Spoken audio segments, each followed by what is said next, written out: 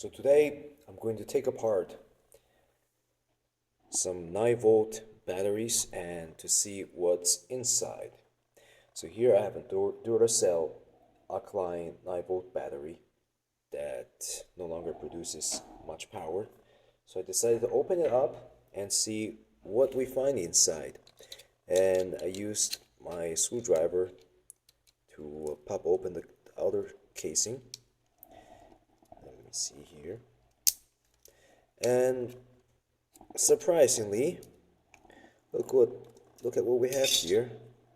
Seems like we have 6 cells, and if you remove the packaging here, you can see the positive and negative, and this is a plastic shell that keeps the cells together.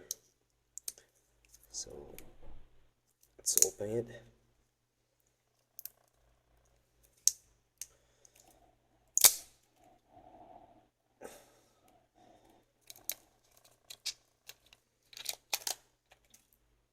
Okay, so there are 6 1.5 volt cells chained together.